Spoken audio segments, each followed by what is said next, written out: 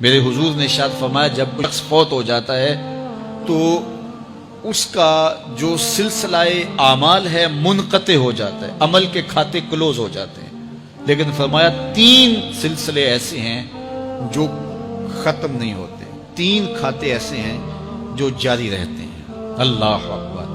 سب سے پہلے صدقہ جاریہ، دوسری بات میرے حضور نے ارشاد فرمایا علم جس سے لوگ نفع پائیں۔ اللہ اکبر۔ علم کسی کو سکھا دیا، وہ تسلسل باقی رہے۔ ہمارے استاد قبروں میں چلے گئے، لیکن آج ہزاروں طلباء کو اور لاکھوں عوام کو ان کے دیے ہوئے جو سبق تھے جو انہوں نے ہمیں پڑھایا آج ہم لوگوں کو بتا رہے ہیں، تو ان کی روح کو اس کی برکت پہنچ رہی ہے۔ پھر یہ ان کے استاد، پھر ان کے استاد۔ تو علم نافع یہ کبھی بھی کھاتے کلوز نہیں ہوتے۔ اور تیسری بات میرے حضور نے فرمایا نیک اولاد جو ماں باپ کے لیے مغفرت کی دعائیں کرتی ہے، یہ صدقہ جاریہ ہے، یہ کبھی بھی ختم ہونے والا سلسلہ نہیں ہے۔ میں کہتا ہوں کہ اولاد اگر نیک ہے، اہتمام سے دعا نہیں بھی کرے گی تو دن میں کتنی مرتبہ کہے گی ربنا اغفر لی ولوالدی، اے اللہ مجھے بھی بخش دے، میرے ماں باپ کی بھی مغفرت کر دے۔ ایک شخص کے 5 بیٹے ہیں، 4 بیٹیاں ہیں، 3 بیٹے ہیں، 4 بیٹیاں ہیں، تو اب سارے نمازی ہیں، تو روزانہ 5 نمازوں میں کتنی مرتبہ ربنا اغفر لی ولوالدی۔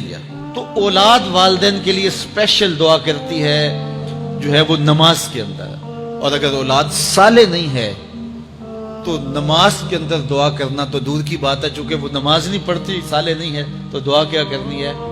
ایسی اولادوں کو بھی میں جانتا ہوں جنہوں نے اپنی سکی ماں کا جنازہ نہیں پڑھا، سکے باپ کا جنازہ نہیں پڑھا۔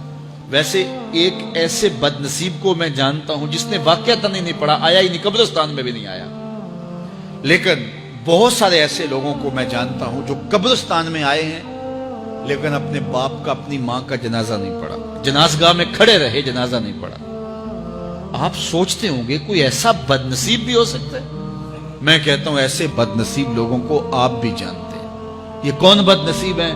جنہیں جنازہ آتا نہیں، ساری زندگی لوگوں کے جنازوں میں رسماً کھڑے ہو کے آ جاتے ہیں، جنازہ آتا ہو تو کچھ پڑھے، جاتے ہیں ہر جنازے میں ہیں لیکن نماز جنازہ ہی نہیں آتی، تو کھڑے ہو کے لوگوں کو دیکھ کر کے سلام پھیر دیا، لوگوں کو دیکھ کر کے ہاتھ چھوڑ دیے، اور جو ہے وہ جنازہ پڑھنے گئے تھے۔ اور جب اپنے ماں باپ فوت ہو جاتے ہیں تو کیا سارے کام چھوڑ کے جنازہ سیکھتے ہیں کہ ساری زندگی لوگوں سے فراڈ کیا، دھوکہ کیا، آج اپنی سکی ماں کو دھوکہ تو نہ دوں، آج اپنے سکے باپ سے تو فراڈ نہ کروں۔ ساری زندگی جو لوگوں سے فراڈ کرتا رہا، پھر ایک دن اپنی سکی ماں سے بھی فراڈ کیا، اپنے سکے باپ سے بھی فراڈ کیا۔ اور مجھے بتاؤ شخص سے بڑا کوئی بدبخت ہو سکتا ہے کہ جو اپنی سکی ماں سے فراڈ کرے اور وہ بھی مرنے کے بعد؟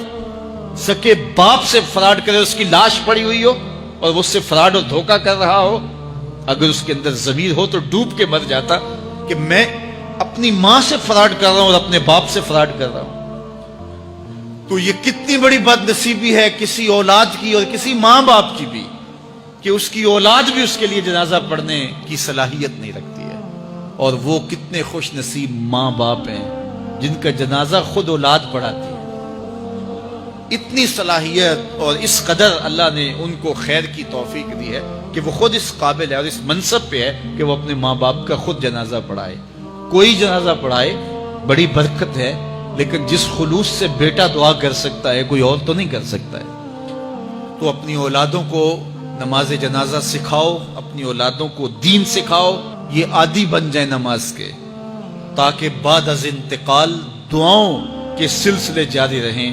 جو شخص روزانہ اپنے والدین کے لیے مغفرت کی دعا مانگے، والدین زندہ ہوں تب بھی، فوت ہو گئے ہوں تب بھی، علماء فرماتے ہیں ساری زندگی اس کے رزق میں بے برکتی نہیں آ سکتی۔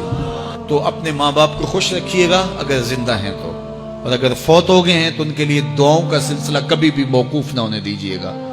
5 گانا نمازوں میں تو دعا چلتی ہی رہتی ہے، اس کے علاوہ بھی دعا مانگے۔ اللہ آپ کو، مجھے، سب کو اپنی رحمتوں کے سائے میں رکھے، ہم سب کے ماں باپ کی مغفرت فرمائے۔